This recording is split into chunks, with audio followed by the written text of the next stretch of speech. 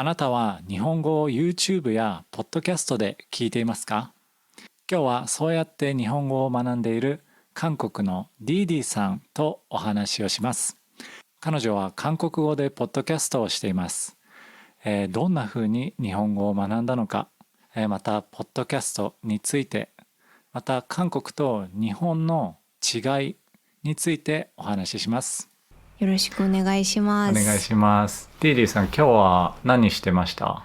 今日はずっと撮影しました。何の撮影ですか？毎週月曜日は私今コラボで一緒に話すポッドキャストを作っているので、あれの撮影しました。僕も見てます。あ、見てますか？コラボ動画見ました。コラボ動画も見ました。どうでしたか？難しいですか？僕には難しいです。そうですよね。字幕もないし。そうで、僕なんでディーディさんを知ったかっていうと、はい。ポッドキャストを作る時とかに、はい。いろんな人のね、僕は見てるんですよ。YouTube のスペイン語、英語のポッドキャスト。で、韓国語も僕昔少し勉強してたんですね。ディーディさんのがクオリティがすごいなと思って。そうなんですか。嬉しいです。いやだからなんか会社でやってるのかなと思って。はい。でイントロがすごいかっこいい。そうなんですか。ね、嬉しいですね。そうだからちょっと話を聞きたくて勉強したいと思って。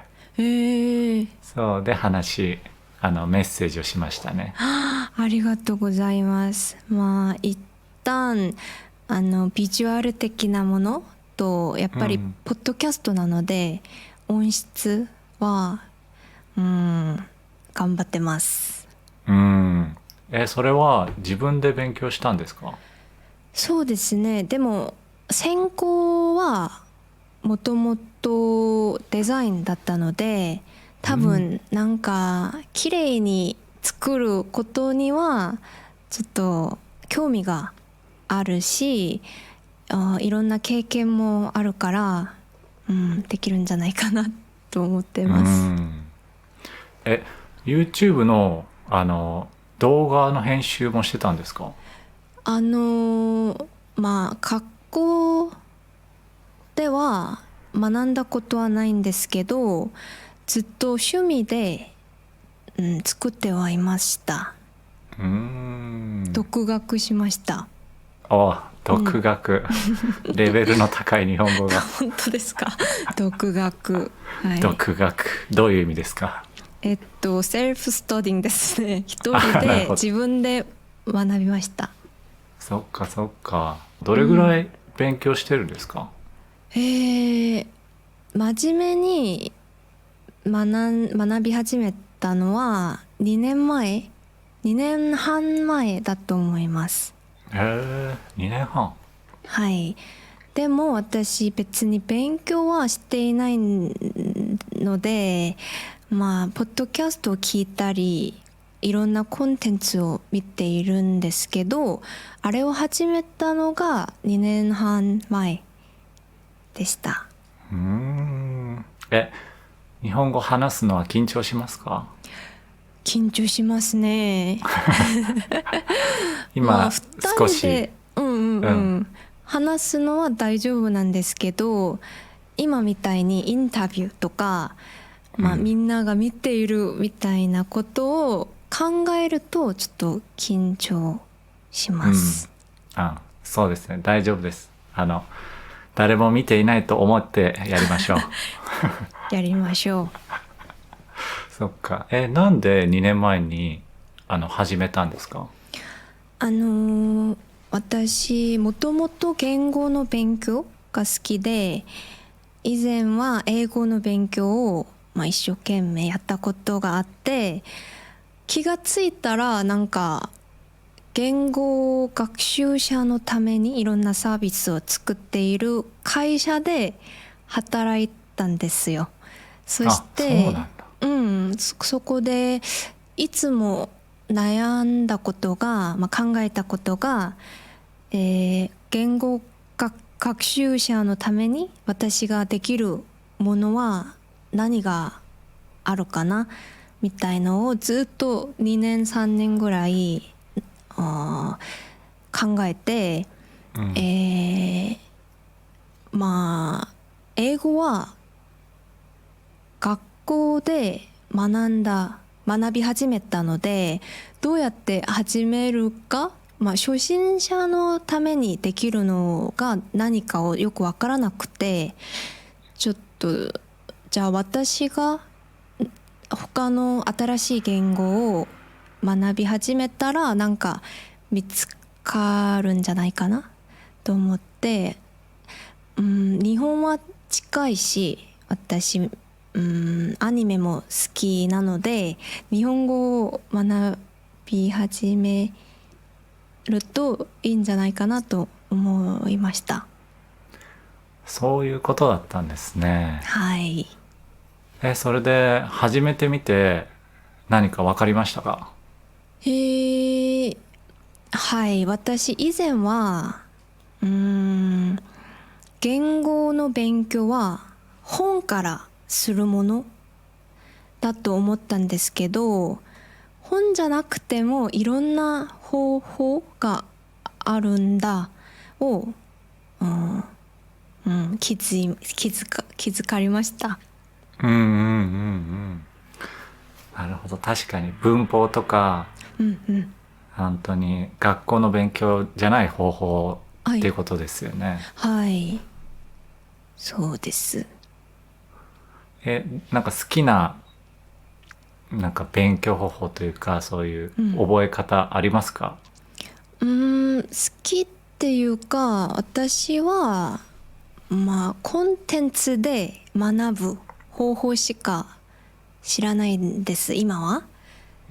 だから言語学習に一番大切なことは楽しめることだと思っているから、自分が楽しめるコンテンツとか本とかもいいし、あれを決めてそれから学ぶ方法が一番いいんじゃないかなと思ってます。じゃあ日本のYouTube のポッドキャストで好きな人います？ポッドキャストを最初に、初めて知った人がゆゆの日本語ポッドキャストっていうポッドキャストっていう方なんですけど、あれを、最初に見つかって、ポッドキャストっていうことがあるんだと思ってずっと勉強していますから、一番好きな日本語のポッドキャストはゆゆさんのポッドキャストです。いや、ゆうゆうさんはね、もうレジェンド。そうですよね。そうポッドキャスト、言語ポッドキャストのレジェンドだと思います。間違いないですね。それでちょっと話してましたけど、ゆうゆうさんに会ったんですよね。そうなんですよ。2週間前にゆゆ先生が韓国に行って、その報告を見る前にルイさんとこうやってちょっと話したことがありますけど、あの時もゆゆさんについて話しましたよね。でルイさんが、なんか連絡してみてくださいみたいに応援してくれて、ちょっと勇気を持って連絡してみました。そして会うことになりました。そうだったんですね。はい。あれですよね、ゆうゆうさんがポッドキャストで皆さんコラボしたい人は連絡してくださいって言ってましたもんね。うんそううん僕はそれを聞いていたからじゃあ多分 DJ さんも連絡したらきっとと思ったんですね。はい、本当に優しい方なので、そうですか、一緒にポッドキャストも撮りました。そうなんですか。はい、いいですね。外で撮りました。じゃあそれはもうすぐ見れますかね。多分そうだと思います。私のチャンネルじゃなくてゆゆさんのチャンネルにアップロードする動画なので、多分、今月はいに、公開すると思います。そうか楽しみですね。でも緊張しましたそうですよね、自分がね見てた人とかねがこういるとちょっと何話していいかわからなくなりますよね。でも頑張りました。そっかすごい、はい、なんか日本のアニメとかは何見てるんですか？アニメめっちゃ好きなのでいろんなアニメ見ているんですけど、まあみんな何が一番好きって聞くと、鬼滅の刃。鬼滅の刃、何が面白いんですか鬼滅は。まずなんていうかアニメなんか絵が動く形が素晴らしいです。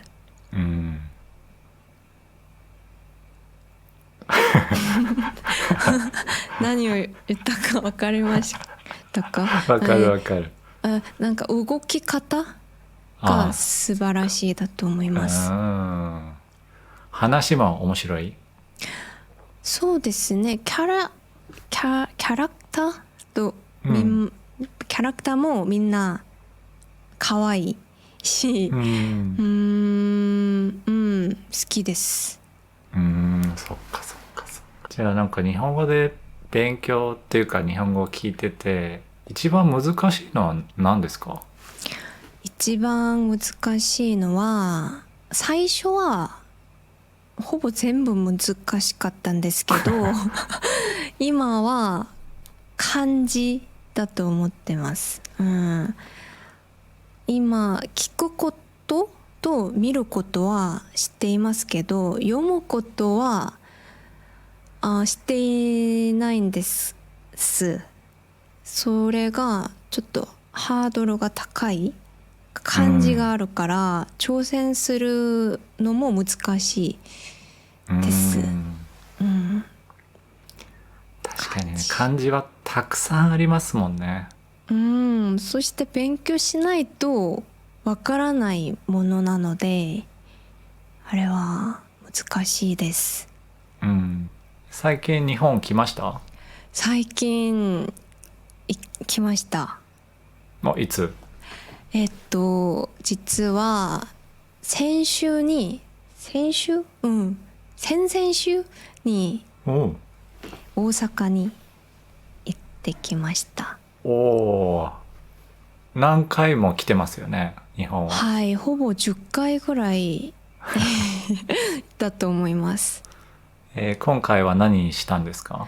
今回は、休むために行ったのでただ食べたかったものとか買いたかったものをちょっと買って戻る短い旅でした。何食べたんですか？大阪なのでたこ焼き食べて、カレーうどんも食べて。カレーうどん。はい、そして私コンビニが大好きでコンビニも毎日行きました。なるほどね。そのたこ焼きとかはなんか行きたいお店があったんですか？それともただ近くのいいお店みたいな見つけて。行きたい場所はありましたんですけど、人が多すぎて、おお。なんか、ホテルの近くにある店にちょっと並んで買いました。へえ、そっかそっか。美味しかったです。美味しかったですか。はい。なんかこう日本に来て困ったこととかってあります？困ったことは多分私が20歳くらいに一人で行ったことがあります。大阪に。で、あの時は日本語全然喋れなかったので、英語だけ使って旅行しましたんですけど、あの時なんかナンバー知ってますよね、ナンバー、人がめっちゃ多い場所なんですけど、あそこで歩いて行ったんですけど、なんか、男の人、男性2人がなんていうかちょっとツッコミっていうか怒られたことがありました。ディディさんが怒られた？はい。なんで？人が多すぎて私が多分足を踏んだ。はいだと思います。弱く。ほう。でも excuse me みたいな I'm sorry みたいなことを言って、でも怒られましたね。ちょっと怖い人たちでした。そっか。それはちょっと怖かったですね。はい、あれは、トラウマになってなんか言って後に一蘭ラーメンを食べに行ったんですけど、一蘭ラーメンの味がわからないです衝撃すぎて味もわからないほど衝撃だったんですね。はい、怖かったです。そっか、怖いですね、それは。そっか。今はね、日本語話せるから。はい。ちゃんと謝れるちゃんと謝れる人になりました。なんか日本と韓国って文化も近いじゃないですか。はい、本当に言語もそうだし、でもなんかこうでも違いもありますよね。はいはいはい。なんかこれ違うなとか思うことあります？いろいろありますけど、最近気づいたことは、なんか日本は韓国より人の個性、自分の個性を認める社会じゃないかなと思ってます。それはどんな時に思ったんですか？みんなご存知かどうかわからないんですけど、韓国はちょっとみんな同じ服を着ているイメージあると聞きました。どうですか？聞いたことありますか？なんとなくそんなね、映像とかで見たことはあるかもしれない。はい、みんな髪型とか服のスタイルが、似ている感じがあって、日本に行ってびっくりしたのは、本当に自分の色を表現する人が多いな。あれはいいなって思いました。確かに日本だとね、いろんなこう服装の人がね、街を歩いてますよね。はい、韓国だったらなんか人を評価する人が多くて、ちょっと難しいじゃないかなと思ってます。なるほど。それはなんでかってなんとなくわかりますか？例えば政治だったり、文化だったりいろいろあると思うんですけど。まあ詳しくはわからないんですけど、私が思うのは韓国ってみんなが一緒、なんていうか、ん目立つのは良くない、うん。チームで動く雰囲気があります。うん。うん、なるほど。それは日本も結構感じありますね。ますか。うん。人の考えてることを感じて、はい、チームで一つになる。そうですね。うん。日本語だだかったらら、空気をうん。読む。そう。空気をうん、読む。そっか、そこは一緒だけど、うん、韓国はもっとその意識が強い場合があるのかな。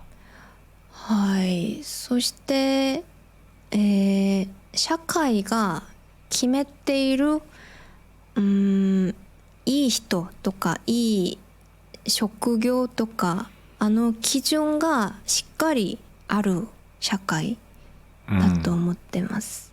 そっか。うん、じゃあ例えば、まあ僕たちとかコンテンツを作ったりとか、はい。フリーランス。ね、ディディさんも、まあフリーランスですか、コンテうん、ンツをフリーラン作って。スです。うん。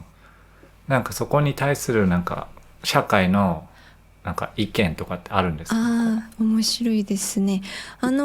私が最初に YouTube を始めた時は、あんまりこんな人が少な、あ、多多いじゃなくて、ちょっと変わった人だなって思う人がありましたんですけど、今はデジタルノーマドっていうん。うなんかフリーランサーで働いている人は能力が高いみうたいなちょっん。とポジティブなうん考え方もあるんじゃないかなって思ってうます。ん。ああ、そうなんですね。はい。そっでか。も結局、お金をちゃんと、もらっているのかああ、の問題。うーたくさんもらっん。ていますって言うと、ああすごいって言うけど、そっか。ちょっと貧乏なうん。うん時期には大丈夫みたいなうーん。うん感じもありました。うーん。じゃああれですね。社会的地位とか、うん、うん。まあやっぱ能力うん、がやっぱり評価されるっていうところはあるんですね。うん、そうです。うん。まあそれは日本も同じですね。そうでうん。すか。そう。やっぱり、例えば学はい。歴、どうん、んな大学に行ったとか、うん、どんな家族うん。はい。なのかとか、ね、年収がいくらなのかとか。うん、うん。やっぱり多くの、ね、人はそのことをやっぱり考えるっていうことは日本もありますね。そうですね。多分どこでもあると思いますけうど、ん。韓国はちょっともっと厳しいうん。じゃないかな。うん。すいません。ちょっと政治的な社会的な話しちゃいまそうしたけど。ですね。そしてもう一つありうん。ます。日本とはい。韓国の違い。あーなんかこれは人についての話なんですけど、韓国人はもっと素直なうん。人が多いと思います。自分が考えていることをちゃんと伝える人が多いと思いますけど、日本の方はなんか無理してなんか合わせるのじゃないかなって考えたことが何回あります。そうだと思います。そうですか。そう、まあ、僕もやっぱりうんそうですね、こうちょっと自分の思ってることを言わないで、うーん。言えないで、まあ、向こうの相手の気持ちうん。を考えてこうそのまま進んでしまうあっていうこー、とがあります。あれどうですか？大丈夫ですか？ストレスたまそうでり。すね、うん。もうその時は僕は楽器を弾いて歌を発散しますそうね。そこは言うんですね。そうです。うん、無理して話す人は少ないと思います。ああいいなそれは。うん。いいです、あれは。うんじゃあ例えば電車とかでも喧嘩してる人います？えー、道電とか。車の中では、見たことないんですけど、うん駅前で何回も見たことあります。あそうですか。特にカップル。うああん、ドラマで見ますけど本当なんですねあれ。本当です。ちらっと見るのが楽しいです。日本ではやっぱ少ないですね。本当に時々見るけへー。ど、僕の経験だと喧嘩がこう言い合いにならない。こうわーわーわーって言わないで、はい。なんかもう静かな喧嘩あみたいな。あ、もう誰か見うん、たらわからない、喧嘩しているのをわからないうんうんうんうみん。たいな。そんな経験は僕はありますね。へえ。うん、でも喧嘩はよくしますか？人と。喧嘩が全然しないんですね。うん。なんかもっと意見を言って喧嘩がした方がいいと思うんですけど、喧嘩というかうんね、でも言わずにうんこうもうなんかこう例えばいなくなるとかああ、そうなんですか。そへそうえ。いうことがありますね。本当ですか？心配です。ストレス。そうですね。でもそこはね、韓国みたいに意見をね言っうん。て、問題を解決する、良くするっていうことをやった方がいいなと僕は思ってます。あ、本当ですか？うん。韓国で本もあります。なんか有名な本ですけど、うん。うーん、無礼と言いますか？礼儀がうん、ない人、無礼。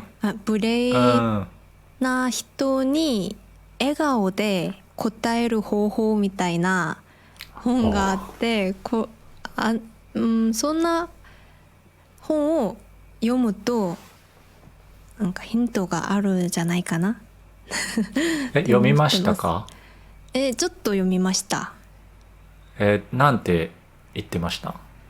うーん、なんか感情を表現するのじゃなくて、なんかお今私はあなたの言葉で気づいました、傷つきました？傷つきましたって伝えるなるほど。方法、うんうんうんうん。があります。じゃああれですね。何かで見ましたけど、うんその状況をまあ別の自分が見てはい。観察して、おお、それをまあ言葉にする。そうですね。あれも多分あったと思います。うそっん。か。なんかそれってやっぱりちょっとメディテーションとかね、そういう話の中でも出てきますよね。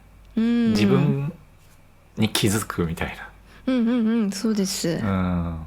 そっか。うん。ちょっと読んでみますその本。はい、おすすめです、みんな。ありがとうございます。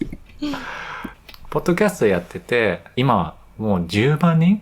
はい。すごいね。10万人ってすごい数ですよね。うん。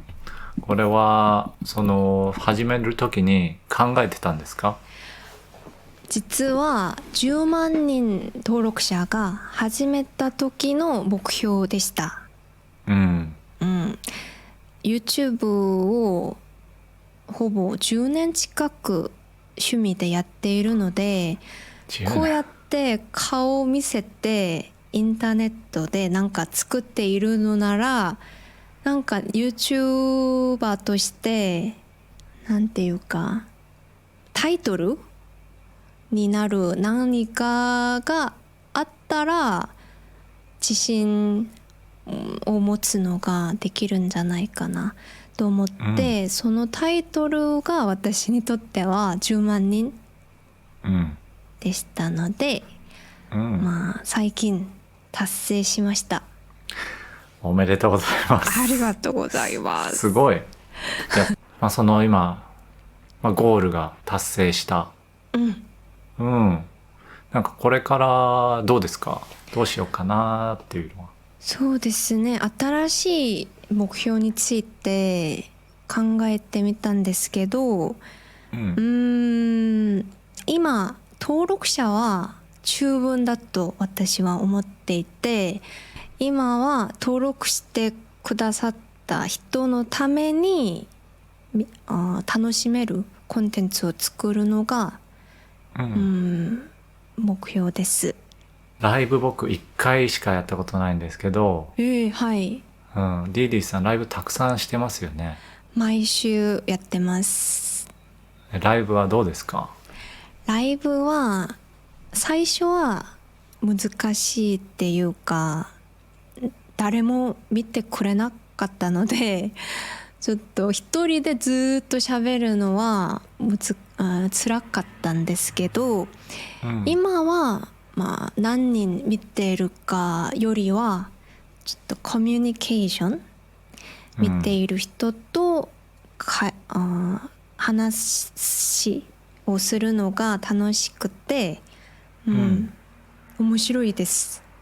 どんなコメントが多いですか？韓国語の質問もありますけど、本当に友達みたいに何した、みたいな、今日はどうだった、みたいな話やってますね。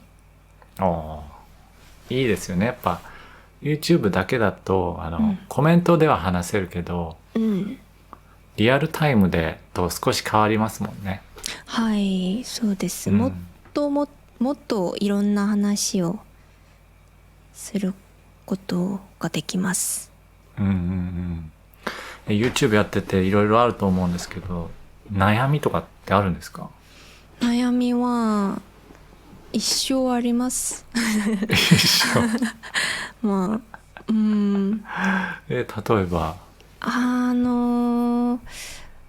YouTube とポッドキャストの性格の違い、みたいなのなんですけど、YouTube は見るものじゃないですか。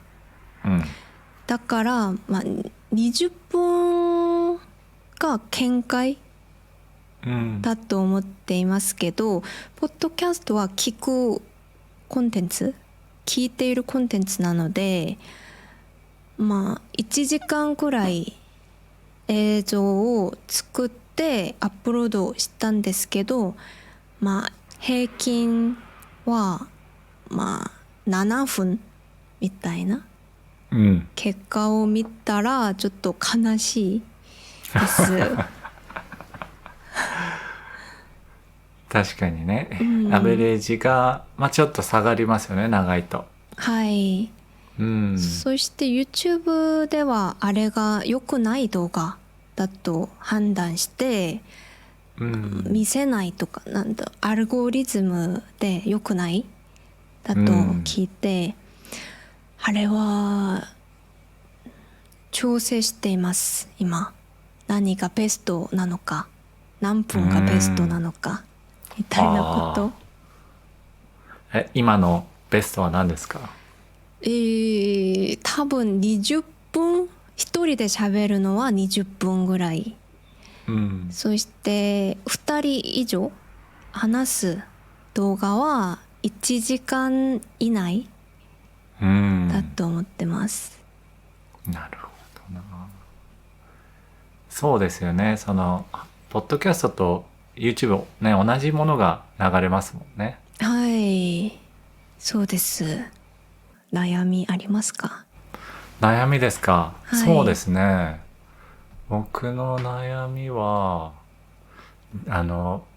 僕 YouTube とかコンテンツを作るのが好きで、ずっと見ちゃうんですよね。ずっともう他の人のも見るし、はい、でやっぱり分析アナリティクスとかもついつい見ちゃうんですよ。それはそうです。そう、でこうって見て毎日確認しますね。なんか面白いから見ちゃうっていうのがちょっと悩みが一つありますね。でもたくさん分析するとそこで並ぶこともあるので、ストレスになれないくらいすると大丈夫じゃないかなって思ってます。감사합니다。どういたしまして。そうですよね。でなんかその機材もリリーさんいっぱいありますよね。マイクもあるし。機材大好きです。大好きなんですね。オタクレベルです。へえ、最近何買いました？最近は小さい Bluetooth マイクを買いました。まだ使ったことはないんですけど、使ってみたいです。何に使いますか？アウトドアでインタビューするとき、ちょっと軽いから便利だと思って確かに買いました。今のねポッドキャストのマイクだと大きいですもんね。大きいし重たいです。こう前見たポッドキャストでそのマイクとかカメラ2個とか、机とかなんかいっぱい持って外のコラボ動画やってましたよね。はい、楽しかったですけどやっぱり大変でした。そうですよね。車もないから私、全部キャリアとか、リュックに入れて、歩いて大変でした。大変ですね。歩いてセッティングして、で喋って片付けて、軽いカメラも買いたいです。どんなカメラ見てます今？オズモのポケット3買いたいです。あれ良さそうですよね。クオリティも良かったです。見た時。ね、すごい綺麗ですよね。はい。カメラは今一眼レフですか？カメラとライト2つとマイクは3個ぐらいあって、人と話すポッドキャストにはもうちょっと必要なので3個ぐらいあって、今、ローデケスタデュオっていうなんか音楽をこうやってすぐ再生するのができるものあります。それすごいですよね。これいいです。そういうのはどうやって調べるんですか？大変だったんですけど、私が今欲しいもの、何が必要なのか、例えば音楽をすぐプレイしたいみたいなこの機能を持っている機械なんかないかな検索して、買って勉強します。どうやって使うのか。おー、なるほどね。それがおすすめですか？これはまあライブするとき、面白い効果エフェクト使うのができるので、おすすめです。予定があるなら。ちょっと気になります。いいです。楽器たくさんありますよね。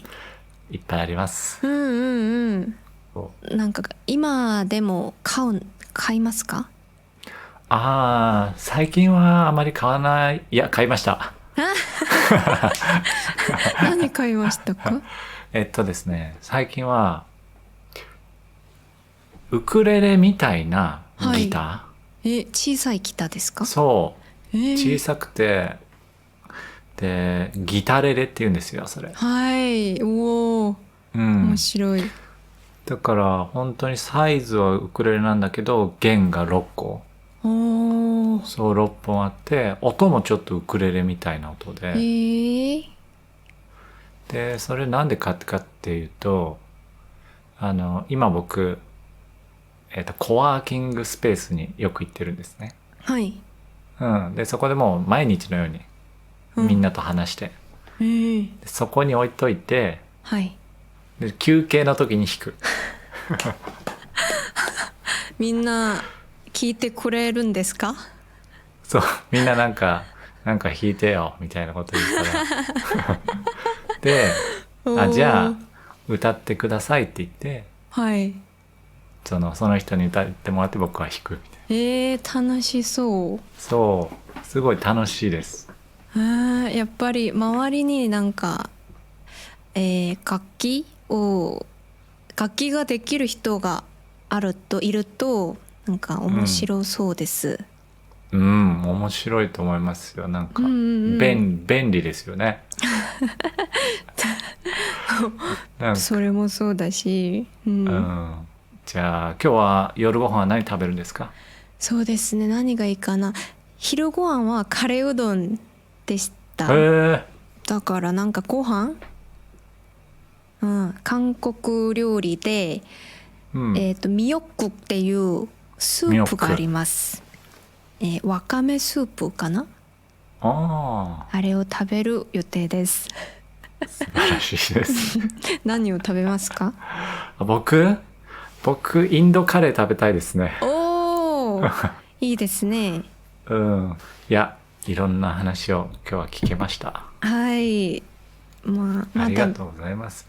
未熟な日本語なんですけど、頑張りました。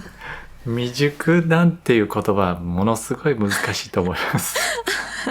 そうですか。今こうやってインタビューができて、本当に日本語を学び始めてよかったなって感じます。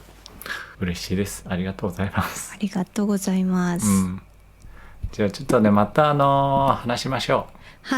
ぜひよろしくお願いします。また。バイバイ。さよなら。